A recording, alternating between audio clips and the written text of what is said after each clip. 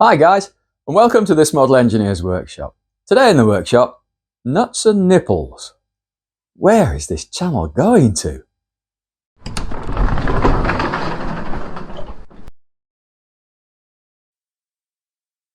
Hi guys, I'm the chef. Today in the workshop, Nuts and Nipples. Right, so let's just clarify that before we get too much further into this video. So what we're actually making today are more of these. So these are union nuts. They're not just an ordinary threaded nut. These are the nipples, union nipples, and these are called cones, union cones, I believe even. The idea being that, as you can see, there's a nut with a cone in it. There's a tail sticking out the back that will have the 1/4-inch copper pipe silver soldered into it. And I'm not sure if I can do this one-handed. Once that's all, yes I can. Once it's all silver soldered together, and you can use it to plumb your fittings in. So as you can see, that nut is down tight, finger tight anyway. It'll go a bit further. That then compresses the cone nose, I'll call it the nose, so the nose of the cone, which is at 60 degrees, into what is, if it will focus for me, yep, you can see there's a little 60-degree sitting in the top of there. The two cones mate, you squeeze them together.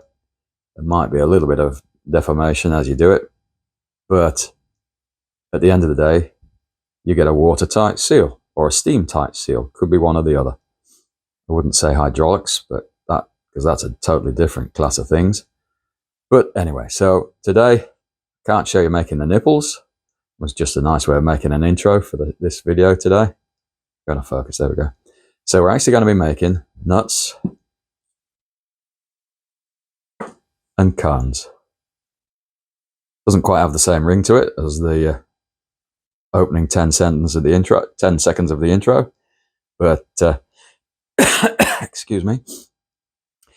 That was a bit funny. At least I thought it was anyway. So, many moons ago, I put out the call on Facebook for dimensions for these nuts and cones, and a gentleman called Chris Arnold answered the call and sent me this very nice little setup here. So, you can see that's the dimension, that's the cones. That's the, let me get it right around. That's going to be that's the sketch for the nuts. And here all over are the dimensions for every size of tube from 3/32 up to 3/8. Well, we're making 1/4 inch, so you can see that's the row we're following.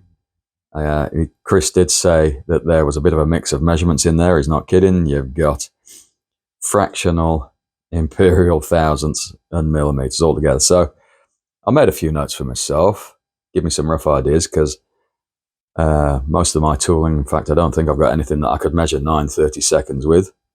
So 7.14, so I can do that with my calipers.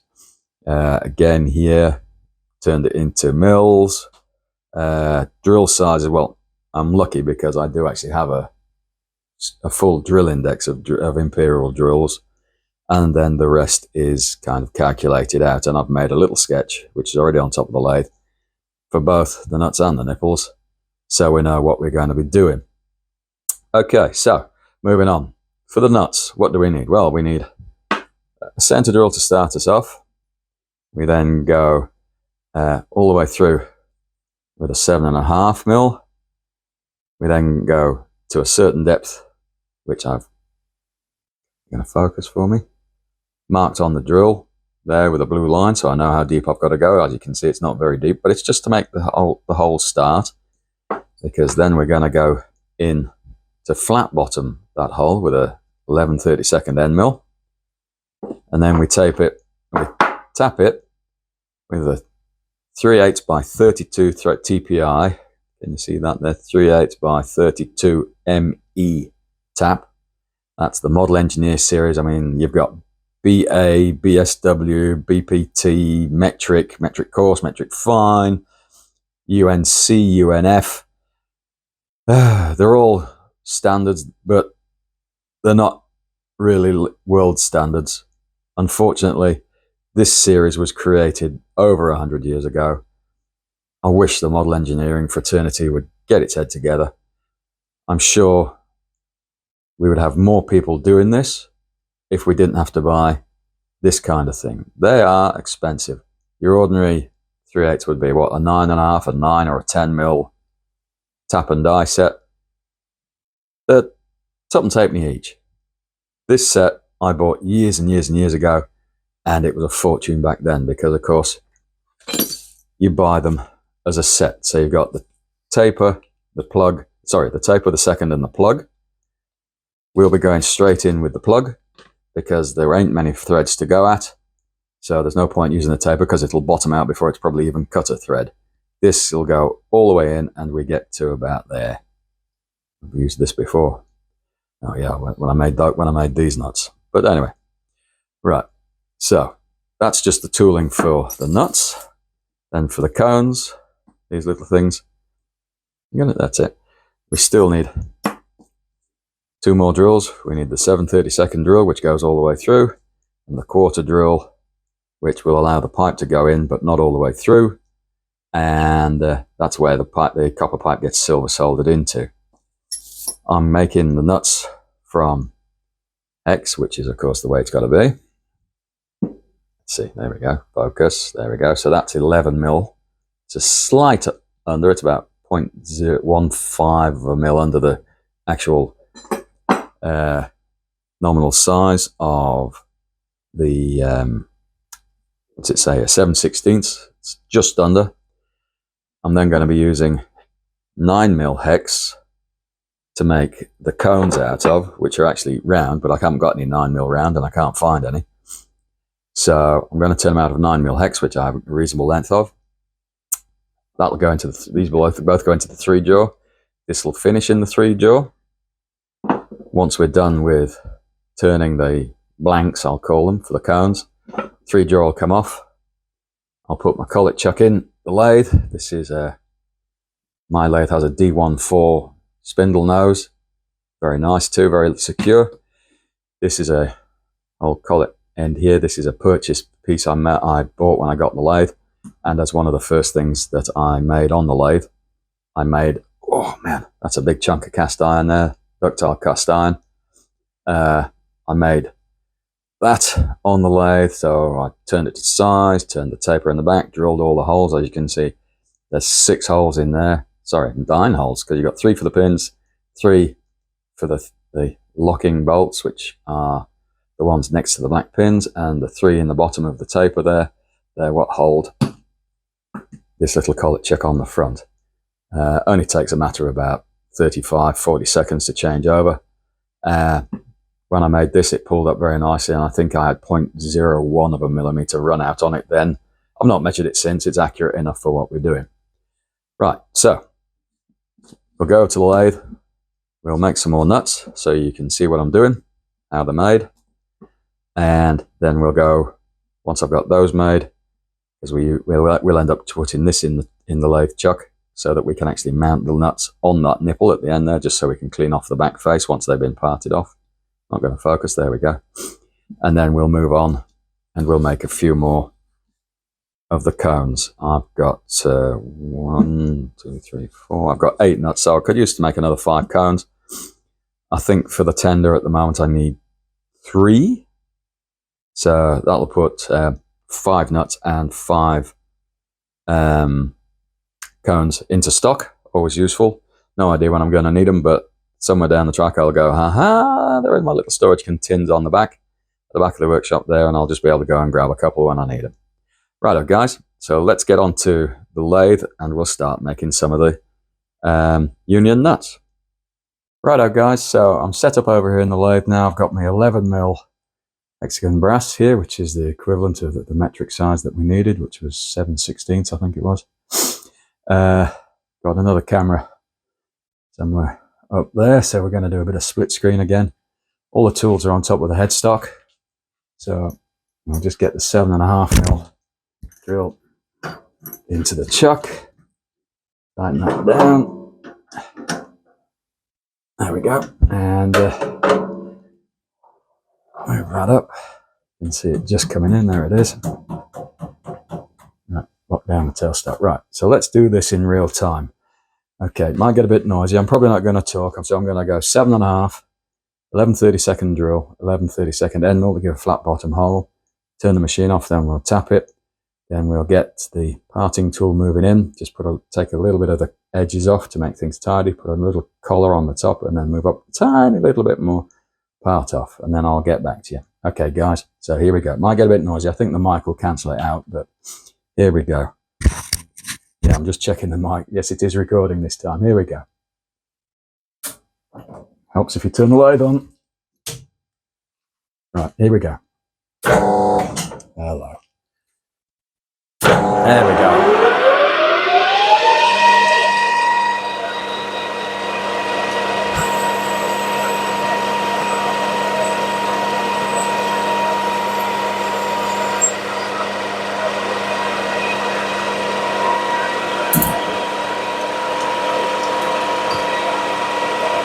Don't know if you'll be able to hear me. Quick drill change to the 11/32. Got my little blue line to go to, marked on the drill. Just tighten the chuck. Bring this one up again. Lock down the tailstock. In we go. Just till that little blue line disappears. There we go. Pull it away.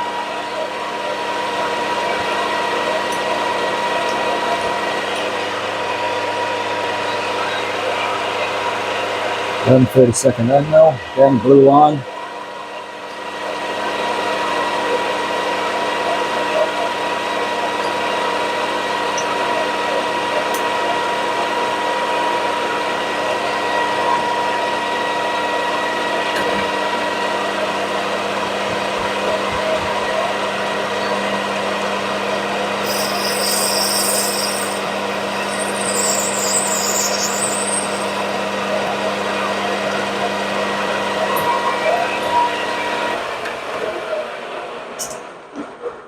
There we go.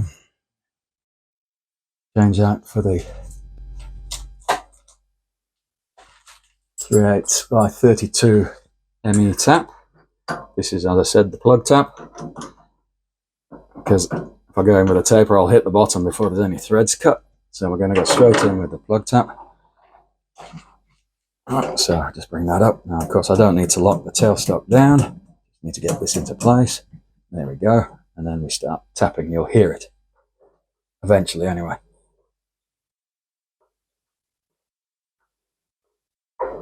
Back and forth as we always do when we're tapping.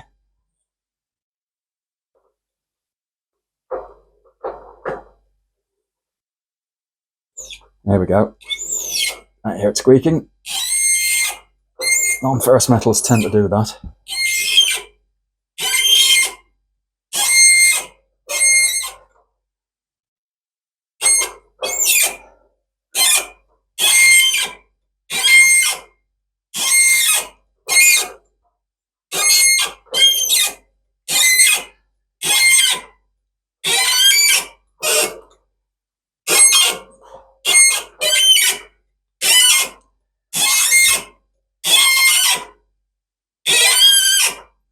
We're getting there, we can't have far to go.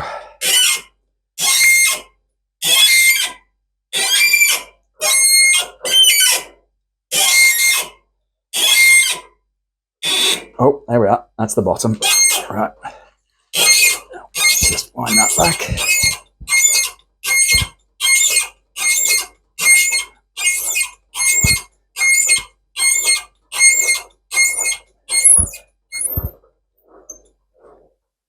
There we go, that's that clear now. So we'll start up the lathe, in goes the parting tool, and I'll just put a little tidy up on here, then another tidy up, and then I'll move up a tiny bit more and it'll part it off. So let's put the first little tidy up on there. There we are. Right, here we go.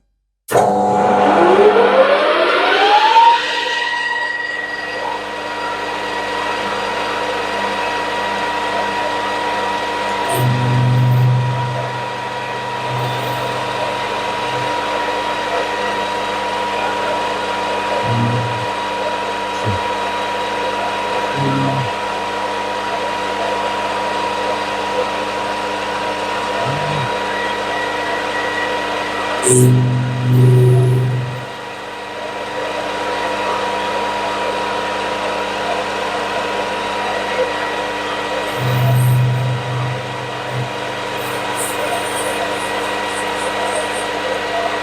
it is. Just move forward a little bit with the tool.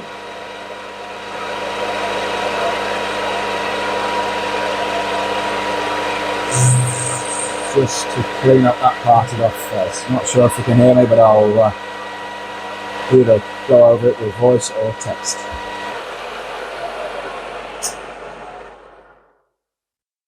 So now the machine's stopped, that nut is still fairly warm, I'll show you in a second. You saw me take a finishing cut with the corner of the parting tool just to clean up the face. And that means the tool's in the right place. It's all on 0 again. So I can just go and make the next nut. I've got enough sticking out. Right, now let me just zoom this out. Here we go. And this is the piece it's going on to. There's the nipple that we talked about earlier. Here's the nut. Needs a little bit of a clean off. Let's just have a look, see. Oops, don't go cross-threading them. Look at that, that's lovely, and that goes all the way down. That'll tighten up, and of course the cone with its tail will stick out through here, and you'll be silver solder in a 1/4 inch copper tube, and it goes on its way. Righto guys, so I'll show you the setup for cleaning that up, because I've got to just put this in the chuck now. You'd normally make 6 or 8 or 10 of these and then swap around, but I'm just going to do one at the moment, just to make this video interesting for you guys. Otherwise it gets boring if I'm making too many. All right, give me a couple of minutes, guys. Right, so that's it. I've put the valve body in the chuck with its corresponding nipple. There's the nut. You can see it's not on tight, but it will tighten up as the machinery spins, of course. I've put on about 0.2 of a millimeter cleanup cut on that. It's not going to chuck a lot off. It'll just clean up that face because that was the parted off face. So here goes.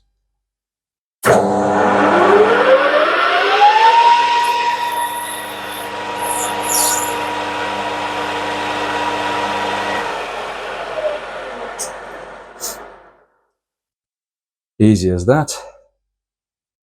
Let's see if I can whip that nut off. Ooh, it does tighten them up. Right, I'll need a spanner to get that off.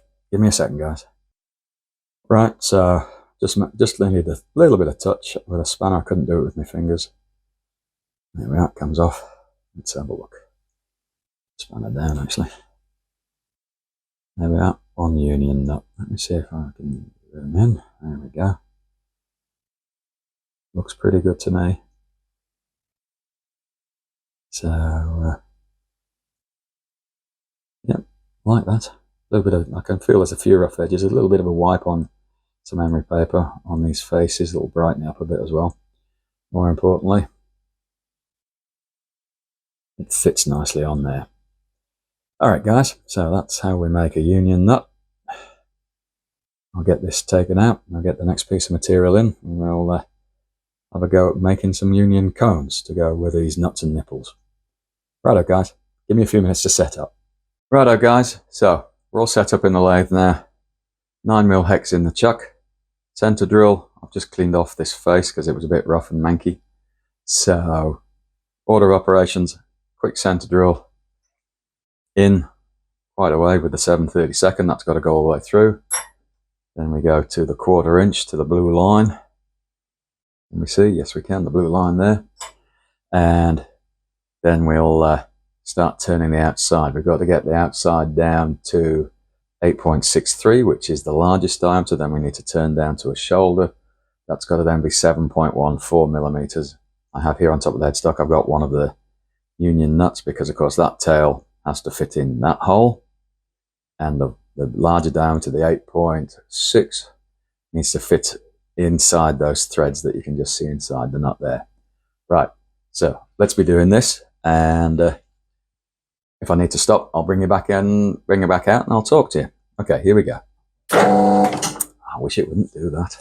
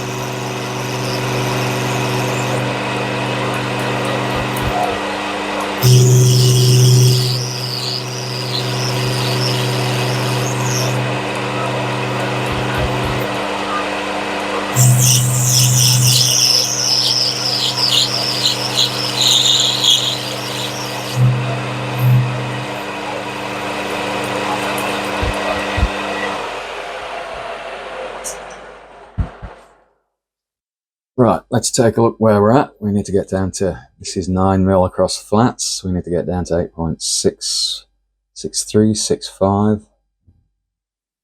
So let's have a look. See, do this over here where it's easy. That is 8.75, 8.8. 8.8. So 0.15 of a millimeter off is going to be, as he moves the dial in very carefully, about that much. Just go, we'll work our way down to it. And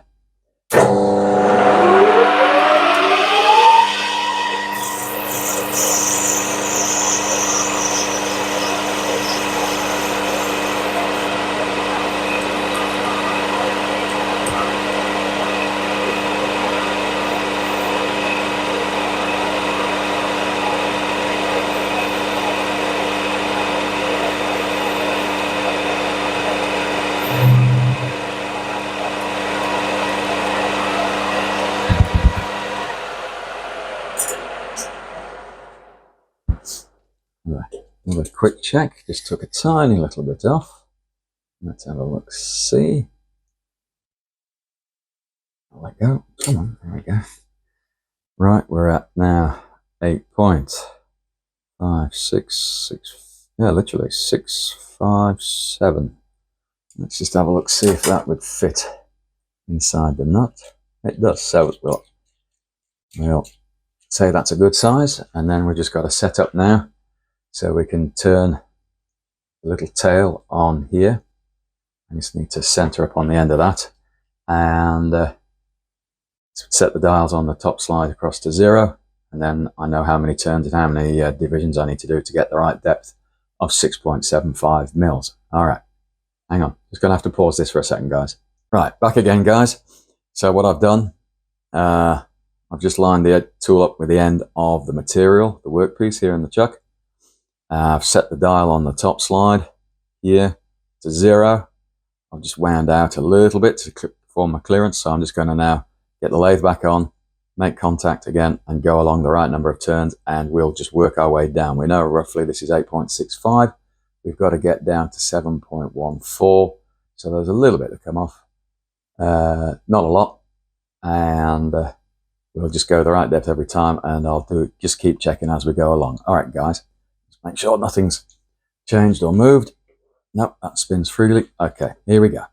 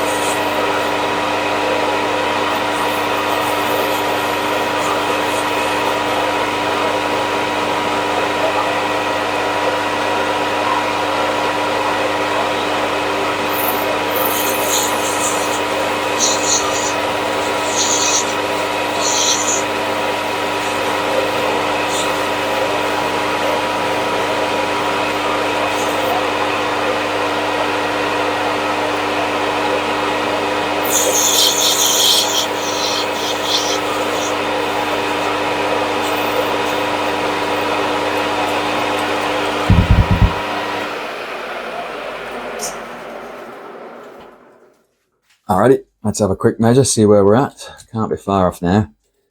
The reason why you drill the holes first and then machine down is you're not going to end up with a great deal of metal, because the hole is 6.3 and we've got to go down to 7.1415.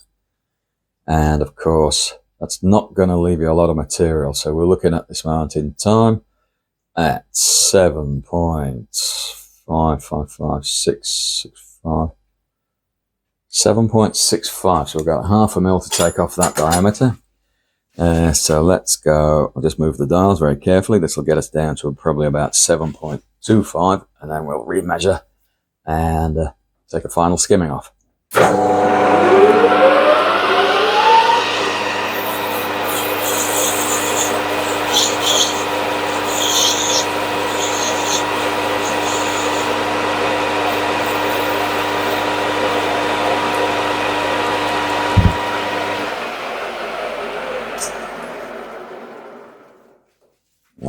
quick measure. This is all real time, of course.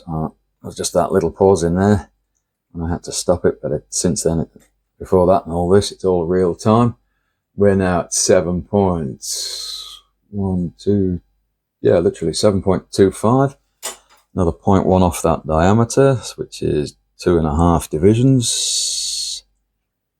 So there we go. Right, this should be the final, and then we'll just check it on. And we've just got to clean that little bit of burr off that you can see forming on the workpiece there, and then we can see if the head, well, see if the whole thing fits through the hole in the nut. Okay, here we go.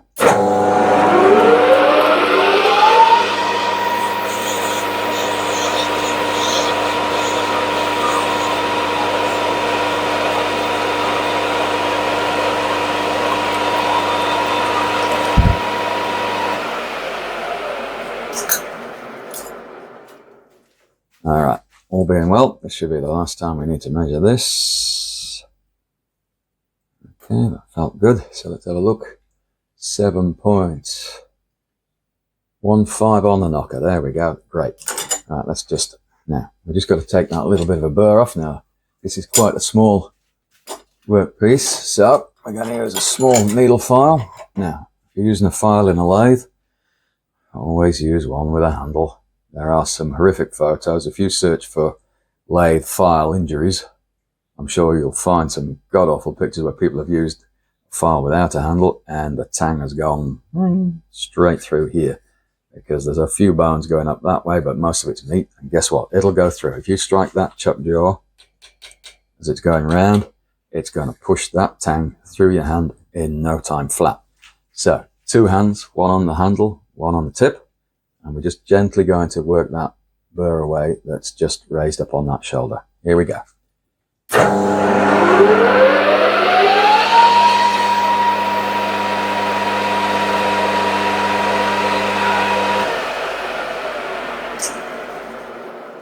Right, now as you just saw, took the burr off. I could feel it in the file itself that the burr has gone, so I was quite safe in myself, in my own mind, that it was okay to just run that my finger over that to make sure while the machine was running.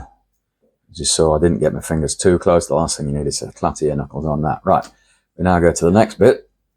We change the tool. Beauty of a quick change tool post. What's that? Quick change tool post, QCTP, is I've got my parting tool already set up in here. What we're going to do now is I'm just going to wind this down and in a little bit till it makes contact with the end of the workpiece. I know how wide that, actually I tell you what, oops, sorry guys, just beat the hell out of the tripod. If I wind that to there, like I should do, reset the dial on the top slide to 0, wind it out, go to 0 again, so I've got my reference point. Now I'm going to go in a little bit here, just to put a little shoulder on the bottom, so it looks pretty, and it, no, not, that's when you're making a nut. All right, so I'm now going to go forward a full number of turns and divisions. Hang on, I'm going to have to start again. I've lost my count already. That's not good, is it? Right, so that was my 0. Yep. And I need to go in, yes I do, I need to go in the right amount there, just to account for the blade thickness. I'm going to reset my 0, which is there, and then we're going to go in the right number of turns and divisions. So here we go. 1, 2, 3, 4, and 49 divisions. There we go. As you can see, now we've got the tail, we've got enough room for the head, which will eventually have a 60 degree included angle on it. Right, so we're going to part this off. It'll drop in the tray. It'll be probably bloody hot, and I'll get back to you. Hang on.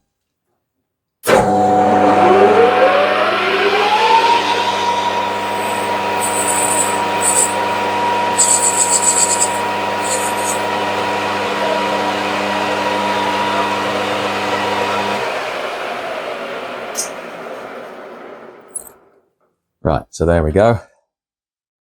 There we are. Let's see if we can get that to focus. Yeah, it's focusing. So that's the embryo cone, as you can see here. There's not a lot of material left on that. Let's just pop that in the nut so we can have a look, see. That goes in there nicely, good fit. it's got the shoulder on it, so it doesn't pop all the way through. Nice length of tail to solder the. Oops, I'm talking to fresh air. You can't see this, can you?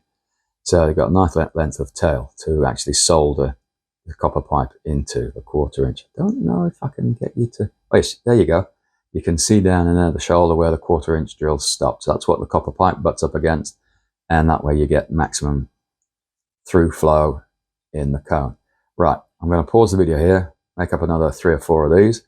You don't need to see that, you've seen this. That way when we get round to the next stage, which is when I change the chuck out and put the collet chuck on, these go into the ER32 collets that I use, and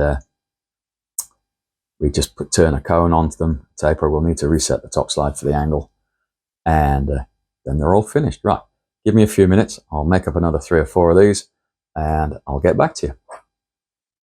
Right, guys, so I've finished turning some cone blanks, got 5 more made. So we're going to finish those off now, but to do that, of course, I need to take the chuck off. Don't know if anybody out there doesn't know how a D14 spindle nose works, but I'm going to show you anyway. On the chuck here, I don't know if you'll be able to see it.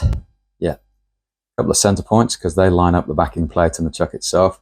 Also over here at the tip of my finger, there's another center point. So that means I always line these 3 up. So this and this I class as number 1 on the chuck. And then as the chuck rotates, number 2 comes around, number 3 comes around. There's also 3 cam locks at the back of the chuck here, which I now need to loosen so that the D14 comes loose. Block of wood on the lathe bed, because if this drops, it's heavy. You're likely to put a ding or a dent or something into the lathe bedways itself, and you just probably spent a small fortune buying a lathe, so it's not advisable. So what we'll do is we'll get this one off. I'm just working around the tripod at the moment, guys, so it might take me a second or 2 longer than it normally would, although the D14s are reasonably quick. Now you see, it's starting to come loose already. That's that one loosened off, and then you just go around again until they all pop free eventually. There we go, that's that one loose. That one's loose. This is the one that's causing me the problems at the minute. There we go. Right, 2 hands, lower it down gently, lift it out the way. That is heavy, so you have to go very careful. Just going to put this on the workbench where you can't see me and see it. Now, here comes this is my collet chuck that I explained earlier in the video. Again, somewhere on here, there it is, just at the tip of my thumb. There's a center pop. This is the base plate, the backing plate I made. There's the center pop on the spindle nose. So these 2 line up, so those 2 go together. Give this a little bit of a tighten. Doesn't have to go all the way straight off. In fact, it's better if it doesn't. And then just a little bit of tighten on that one. Number 2, then we go to number 3. Just enough to tighten it up. You don't need to go cranking down hard on them. And then just a little bit more in each one as you go around. There we go. And that's the collet chuck on. Take the wood away because that's going to be in the way. Right, I'm just going to reset the lathe, guys, and just move the cameras around a bit. Actually, I probably don't need to. Let me just see if I can move you here. Yes, I can. Right, and then I'll give you a little bit of a... No, you won't be able to see. Let me go. Right, here we go. Let's move the saddle in. Here we go. Move the saddle all the way in. There we go. Well, maybe I'll move you up this end for a change. Put you there. Turn this around. You might just be able to see. If not, the second camera will be able to pick that up. All right, let me just center you there, and we'll go to a bit of a zoom in. That's a good looking shot. Right, so now for this one, of course, we're going to have to set the top slide over 30 degrees. There's 2 little nuts on this particular lathe. Some of them might use grub screws or something. I'm going to set the top slide over. You can see it moving. Just going to go by the dial. It doesn't need to be that exact. It's a union cone.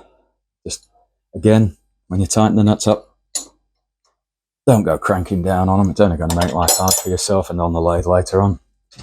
We'll then put that in a little bit. Get our tool back on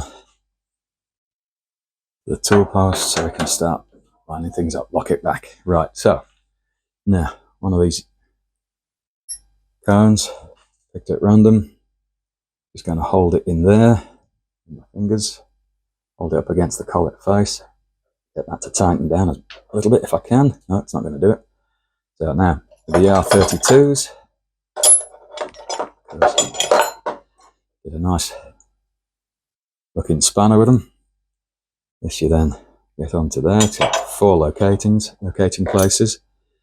I'm going to just drop the chuck key into there as well, just to give me a purchase, and we'll start tightening it down, making sure that that cone is in the right place. I'm just going to try and keep my, as it tightens, there we go, so it's starting to tighten up. Very thin walled in the tails of the, the tail of the cone is very thin walled, so you don't really want to go cranking down too hard on it. That should probably do it. That's nice and solid in there now, so now we can move the tool in. There we go. And again, I'll try and do this working around the tripod so your hands aren't in the way. So what we're going to do is we're going to just touch off on that very corner there, and then we're just going to go in and out, and then in this way and that way, back and back out, and eventually we'll end up with a cone that is what we're looking for. So I'm just going to, there we go, that will just make contact with other things. I'll start the lathe up, stop talking, and we'll get this one machined off. Okay guys, here we go. Oops, that's a good one. To change the chuck, I took the head of the lathe headstock out of gear. That's better. Right, should go this time. Yep, there we go.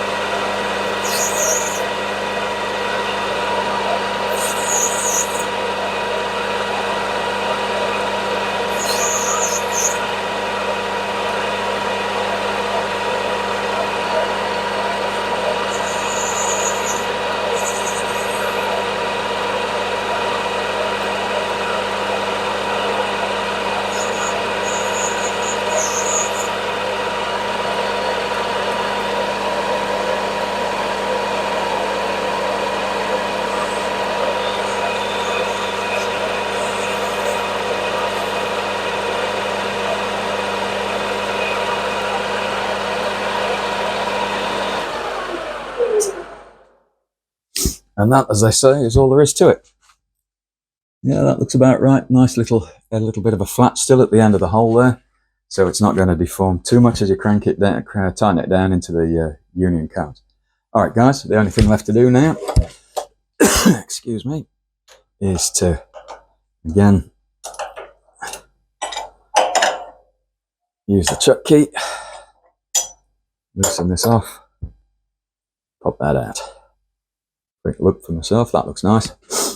There we are, guys. Let's see if I can get this so you're not looking at fresh air like I've had you a few times. There you go, guys. Come on, focus. There, that is a union cone. Easy as. Take that out of there. Here's the nut that I've been using to trial them all in. Goes in that way, as you can see, holding that all the way back in there now. Nice length of tail. Again, there's the little lip that the copper tube will hold it onto, and that'll screw onto the valve body nice and easy. Right, I'm going to stop this video now and get the others machined, and I'll get back to you. Righto, guys, there we go. That's the exercise for today. Nuts and cones. Nipple, of course, being that and this on the already made water valve body. When we get to the point with the loco, I'm sure I'm going to have to make a lot more nipples. So you'll see making nipples sometime in the future. But that's it for today. Nice little exercise. Didn't take too long. It was pretty much real time. Just had to have a little break in the middle for a cup of tea. And yeah, I would have thought that's, what's that going to be? Probably, including the bits where you weren't around when I was making the blanks and all that kind of thing, I'm making up more and more. Probably no more than about an hour, and I've got 8 nuts and 8 nipples, so it's not too bad. As I said, these are going to go into my little storage containers at the back. No affiliation whatsoever, unless they want me to be affiliated to them. So they can just go straight in there. I don't need to leave any of them out at the moment. We're going to be doing the pipework when I get back to the tender, which shouldn't be too far away now. Hopefully in the next couple of weeks I'll be able to get the painting done and of the inside of the frames anyway, and then we can start reassembling and measuring up for pipework. All right, guys, back in a tick. Righto, guys, that's it for today in the workshop. Bit of a longer video, I'm afraid, but small things seem to take a long time. Must be a bit of sod's law in there. If you've got a different impression, if you think small things should take less time, let me know. Comments are always open. I do my best to give them an answer. So I'll finish this off now like I normally do. So if you can find it in your heart and soul to give me a like, a subscribe, and hit the bell for the notifications, thumbs up are always welcome. The motivation that you guys give me is great. I'm moving on faster now than I ever have done. All right, guys, see you next time.